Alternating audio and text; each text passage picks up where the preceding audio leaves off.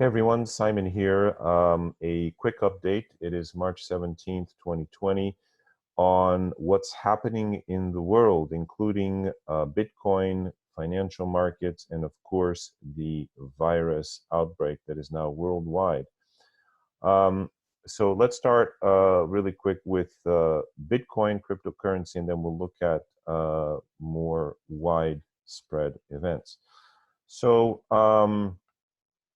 about a month ago, I gave you this video. In case you haven't seen it, here's a little quick clip. I'll play it. K2 is the south node is not good, but because Bitcoin is ruled by the nodes, I'm kind of hedging.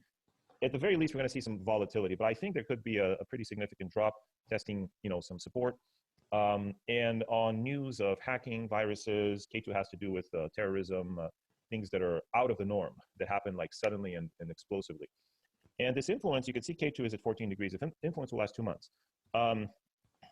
Okay, so you can watch more of that video. I tell you the exact dates that this was going to happen. That's February 10th through March 20th. So we're still a few days away. But I believe that we're going to have a significant rebound, not just in Bitcoin, but also in the US economy. And I'll give you the astrological reasons for that. So first of all, the reason I predicted there'd be a significant dip starting February 10th officially and ending February 20th officially, though these dates could be, they could be massaged a little bit, is because the Ketu, the south node of the moon, entered into the part of the zodiac that's associated with the sound B, B-I, okay? And now you might not think that's significant, but well, it is significant, particularly because when Saturn did that, and it did that for a lot longer, it lasted somewhere like 6 to 8 months, I think, off and on. That was the crypto winter when Saturn did that, okay, which was extremely depressing to anyone holding crypto. And K2, so I told you in that previous video, I made that video January 23rd, that this was coming, that Ketu was going to enter the same spot. Now, the south node of the moon and Saturn are depressive, they're difficult. The difference is Saturn is predictable.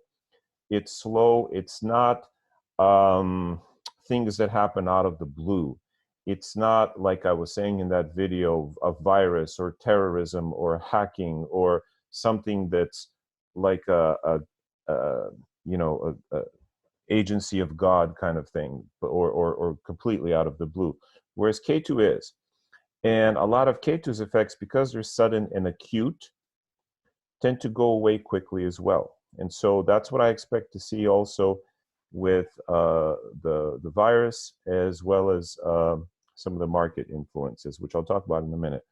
But in terms of Bitcoin, we saw exactly on February 10th, the price fall $500, and then it kind of went volatile, which is also what we expected. And then it just crashed, along with all of the other world markets. Now, that kind of crash, I did not expect that they would fall, that far. I did expect a fall, though. And so the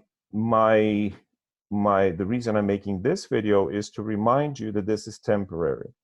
And also that K2, unlike all of the other planets, is not a planet. It is actually a shadow. It is a mathematical point in the sky, and it has no substance. And so the reasons behind K2's influence are mysterious, sometimes nefarious. And in fact, one of the major reasons for Bitcoin's fall, aside from the virus, which is also invisible and mysterious, is the fact that some hackers sold off a bunch of their Bitcoin, which drove the price down. And this is, again, has to do with K2, things that are out of the blue, unforeseen, unprepared. Whereas Saturn is more like a chronic illness. It's like that bad knee that you've got and you just know it's there and it's not going away. Ketu is more like appendicitis, like out of nowhere it comes and it completely wrecks your life. You get the surgery and then you're fine. Fortunately, it's brief, so its influence will be done in another week or so, okay? At the same time, Jupiter and Mars are going to be moving. So this is big stuff is happening, folks, and it's happening in the next week or so. So this is not trading advice or anything like that. This is just an astrological analysis. But if you're, if you're an investor, this may be a time to, to shore up your positions. But again, this is not trading advice. But I do think after the spring equinox, or right around March 20th through the 25th, as Ketu leaves, there should be a significant bump in the price of Bitcoin. And also, in terms of the influence on the economy. So, so basically, I've said this all in the last video. The problem with predicting Bitcoin is that we don't have an exact chart, okay? So we have a date, but we don't have a time or a place, which makes it very difficult to pin down Bitcoin's effects, which is why I use these reliable methods. Just as I predicted when Saturn hit that B sound, that there would be a pullback. Again, I underestimated how strong the pullback would be. It was quite significant.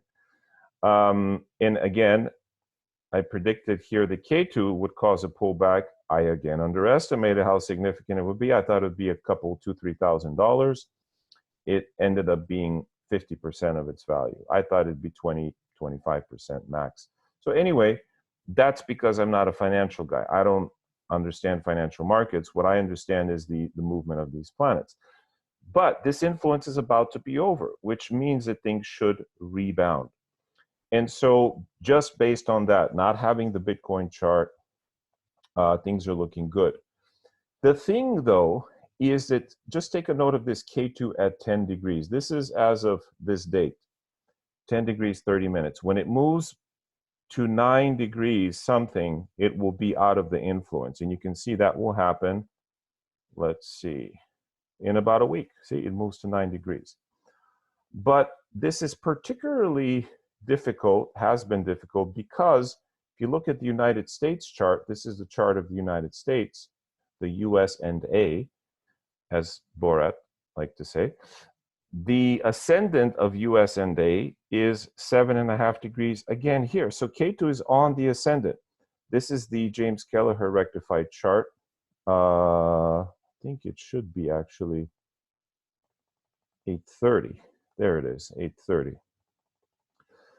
So the ascendant is about 9 degrees. So Ketu is on the American ascendant, which has caused a tremendous amount of fear in the United States.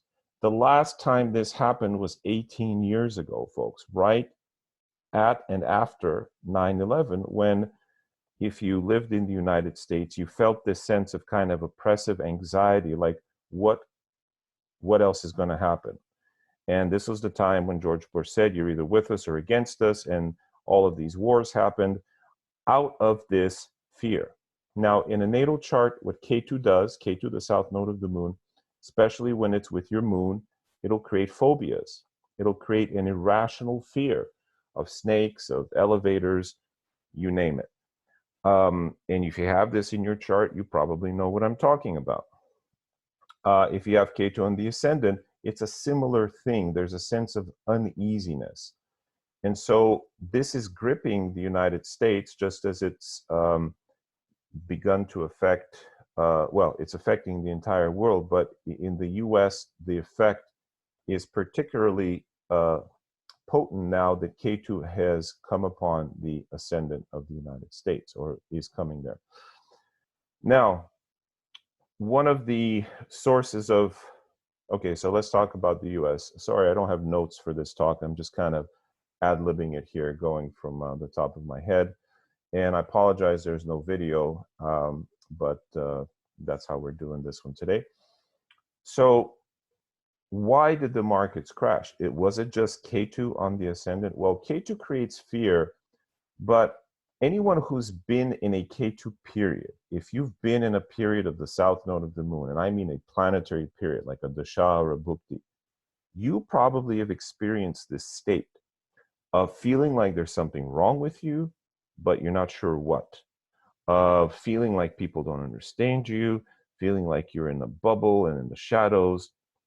And after you finish the period, you realize, oh, there was really nothing going on. I mean, there was nothing really causing me to feel this way. Because, okay, let's take a look at the coronavirus. In 2018, in the United States alone, there were over 60,000 deaths from just the normal flu. There was not this kind of response where the whole system shut down. I'm not saying we shouldn't have this response. I think this is good. This is preventing people from dying.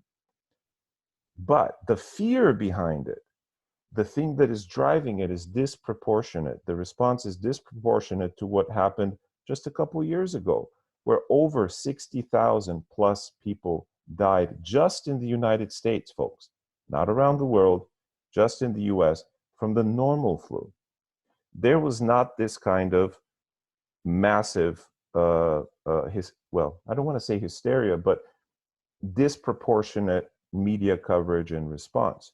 Why is it happening now? Because Ketu is on the ascendant, in part.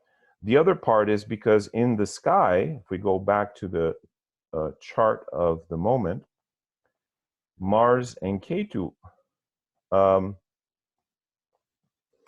are together or have been together. So you see this, Mars and Ketu almost always indicates infections, diseases, wounds, explosions, terrorist activities, things like that. And again, back 18 years ago at 9/11, this was again the influence. So to predict when this will pass, we have to look at when Mars is going to leave, okay? And that is happening soon, folks. It's happening in less than 2 weeks. So March 24th, let's see, 3rd, 22nd. Again, spring, the spring equinox is a beautiful thing because Mars is going to leave and ease this pressure. Now, Jupiter will also leave and help. As Jupiter leaves into Capricorn, this will help the world's economies, starting with the US. Why? Okay, so let's segue here to the United States chart back again. I hope you're following this, and if you're not, maybe you can ask a question underneath. I apologize for the sort of haphazard approach today, but I just kind of had to get this out. So a student asked me, what happened to the US economy astrologically? Why did it tank? And I thought, that's a good question. I don't know. Because I don't work with stocks and stuff. I just tend to work with Bitcoin. But that's a valid question. So we looked back and I thought, oh, well, look, this is the chart of the US. The second house is Capricorn. What just moved into Capricorn? And if you look, I do use the outer planets. So in the sky, Pluto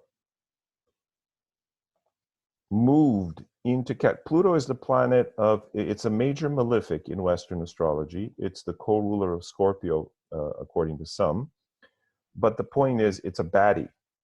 It moved into Capricorn February 25th. And if you look at when the US markets began to tank, I believe is around that time. Let's see, Dow Jones chart. Let's just pull that up. Let's look at it over the course of 1 month. So here it is. It's at 28,000 on the 21st. On the 25th, it's at 27,000 on the 26th, and then it starts dipping, 25.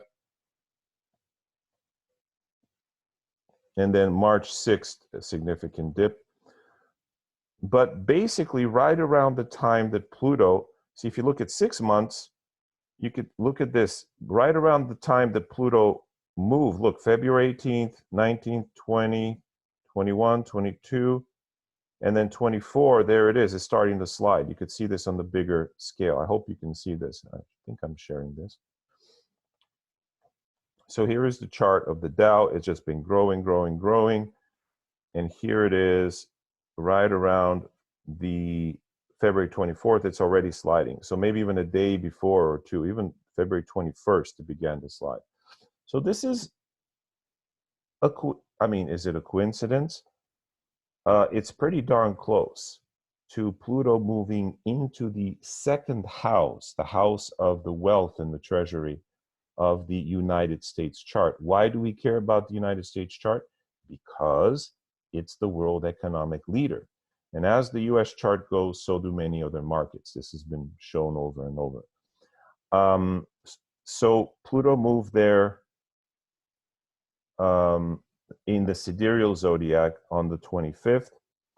And the good thing is Jupiter is going to move and help out. So in about, here, I'll give you the date when Jupiter moves. This should be helpful. March 31st. So the end of March, Jupiter will move into Capricorn and conjunct Pluto. This should be, hopefully, this should signal a good period. Now, at the same time, there's going to be a planetary war with Mars and Saturn. That's not good. So there's going to be definitely some volatility then, but that should pass quickly. And then April 5th, 6th, the recovery should begin. Okay, so this is my prediction for the world, for the US economy. Now, to look at the US, you also have to consider what is the US running, what period is it in.